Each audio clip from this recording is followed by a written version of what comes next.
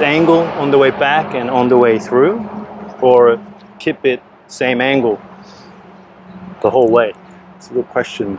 So for many years, I mean, I was taught how to maintain my spine angle.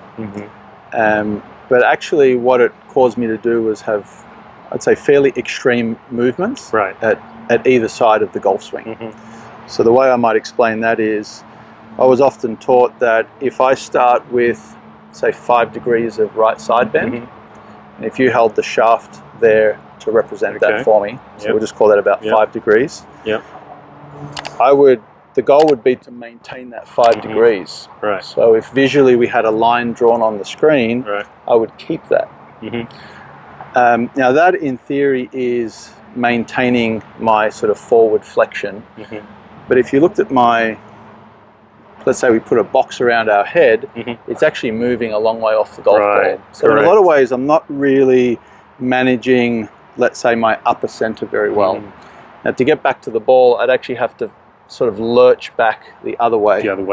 Not really what we see the best players in the world doing. True, that's right. And as we explained before, they're combining sort of multiple moves. Stood straight up and down, so I was hitting like a baseball, or more at this level. So if I rotated this way without any extension, I would essentially be turning across. If I rotated and started to extend at the same time, my body now looks much more centered. Now what would allow me to get myself angled to the golf ball, so rotation with some extension, would just be bending forward. So now, you know, I'm low enough to the ground that I would strike the golf ball. So again, just understanding those different movements. So to answer your question, there is multiple things going on. We do start with a forward bend, but at the top we're essentially straight. What keeps me to the ground is my lowering of my spine. Essentially my left shoulder's moving some amount down to maintain that angle. Rotation is happening, and as I mentioned, I'm extending to some degree to keep my upper hub or upper center fairly stable, so it's not moving too much across. So as long as my left shoulder goes down, my spine can actually extend a little bit. It can. Absolutely. Absolutely. So left shoulder down, but keep my spine angle this way. Rather than this way. Exactly. And a good way to also think about it is if you took your setup there, facing that way. And if so this would be the angle of the spine. This would be basically the angle of your shoulders. And if you move your left shoulder down and around, essentially we'd still be in that same position there. So the spine is actually tilted the opposite way of where it started.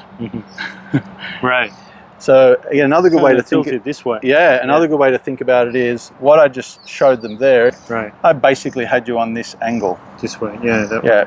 And all you did is you turned and extended to get there. Today, I'd love to learn how to extend back and through. Back and through. Back and through. So let's talk about that. Let's talk about that. All right. It's players that slice the golf ball, they tend to get their uppers ahead of their lower body. So if you take your setup for me, there's two things I would usually do. I would place a shaft just outside the lead hip. So you've probably got about a handspan to work with. So that's the first thing, and I wouldn't hit a ball just yet. And then I'd also place a shaft over the lead shoulder, just like this. Now, when you swing through, your head has to stay behind this. That's pretty easy for most people to understand. Just don't hit the stick with your left ear. But what they've got to do before is they've got to push and touch the shaft there. So you push first with your hip only. So from the top? Even just set up. So let's just do a setup first. So push. So you literally feel you touch the shaft. That automatically gives you a little bit of side bend. And then from there, you're going to stay against the shaft, turn through, and keep your chin behind this. There we go. So that's how you get your extension piece. This is very different. Let's do that again. So you're pushing and side bending. Yep. With a little, when you're pushing, at a push and side bend just a little bit. There we go. Wow. Yep. Handle would be forward. Yeah. Good. And now feel like you stay against the shaft. Yep. And just turn through aggressively. Good. Wow. And your goal is to feel like you stay behind this. Yeah. Often I'll give a thought of right ear to the ground. To the ground. Keep doing that. Keep doing that. There we go. Can you see how that extends you more? Now that's for the student that is extreme this way. Over the top. Yeah, extreme that way. So we need to understand who Got that's it. for. They're going to have a hard time with driver hitting down the ball way too much. Right. Usually they're hitting down and across the ball. Right. And that's an opposite pattern. This is something very new. I don't think a lot of people have heard about this, extending through the ball. They always hear about rotation through the ball. Right. So end up like that. Got you. Yeah, so. There's no lower body extension. Wow. Yeah. Wow. And again, it's important to know this is what I would call a very manual way of explaining it, and a very manual way of even teaching it. Ideally, I would teach it in a much more dynamic form. Right. So it could be step drills, where I would even get a student to do things like little steps, where they would step and almost like kick back to feel it more dynamically. But certainly that's the way I would look at that with better players. Right. But this is still a good manual way to explain it and to feel it. And I've had a lot of success teaching it, in a lot of different forms. Let's talk a little bit about backswing extension. Yes. Let's firstly demonstrate a backswing where you have, let's say, zero extension, what feels zero extension, and almost no side bend. So a very level shoulder turn. Yes. Yeah. If this is where you start with the amount of side bend, and you swung back, good. Yeah. So that's the same amount of forward bend, or I should say, same amount of side bend as you had forward bend. That would be zero extension and really zero side bend. Right. Okay, so this is one of the things that I would say to help a student feel those two things. Okay. So the first thing, for the side bend, I would tell a student the left shoulder is going to work down to a point in line with the tip of the shaft there. Okay. And to manage the extension, a bit like what I did before on the forward swing, I would give them a little bit of room, but I would say your right ear cannot touch the shaft. Okay. And the left shoulder has to basically touch the grip there. So you'll have to move the left shoulder down. Very good. Stop there. So that's a very different look to what you just... Very different. Yeah. Very. A look that we see Rory in when he's hitting his iron shots. A look of a lot of great golfers. And it's very easy in that position to then go into your downswing move. Right. Yeah, very easy. Right. Also, it feels like it's a bit easier to have my left arm straight on the way back as well. Yeah. Instead of... Good. So that's a good point. And if I grab the club here and you extend it back the other way, what just happened there? Right. Straighten. Yeah. Club is in the same spot, but you're pushing away as your body's moving in this direction. It creates a stretch. Right. So often I would find golfers that flex over too much rarely can extend their arms. Right. Rarely.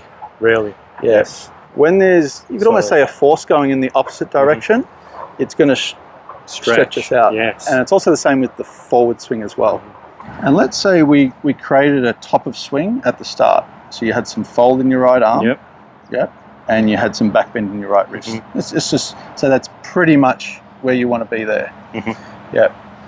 If you from there left tilted, turned and extended, and you kept those going, you shouldn't feel any stretch in your arms, but you would feel like you've maintained it. Right. When I maintain my spine, it's really hard to keep my arms straight. Right. But if I just keep my body centered, it's automatically straightens. Nothing really has to be adjusted. And it's the same on this side. If you swung on the forward swing for me, let's say you've flexed over too much. Okay. And you've got bent arms. So if I grab the shaft here, and you're going to hold on tight, and you push your hips forward, and started back bending, and just keep pulling back as much as you can. turn through with the right hip. Good. Can you feel that? Yes. I'm not going to let you go.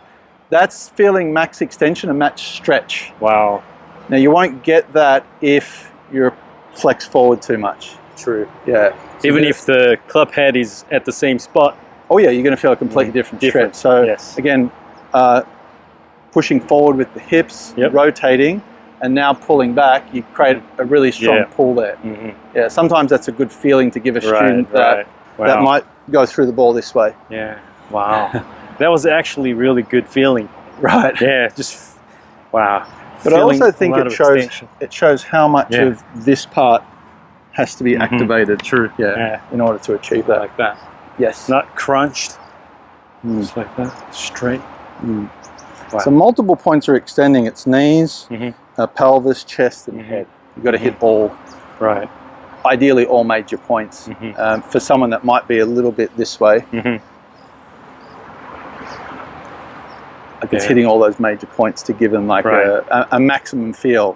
Do you have to do that exactly to hit great golf shots? No, but often it's a blend of doing some of that.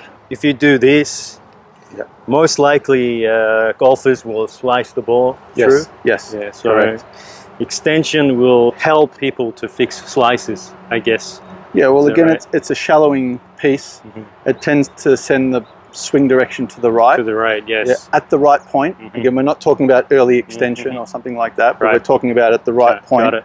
Helps to raise the handle up out of the ground. There's a lot of important things that it helps with. Areas that it helps with. So. All right. Thanks a lot for that. Cool. Nice.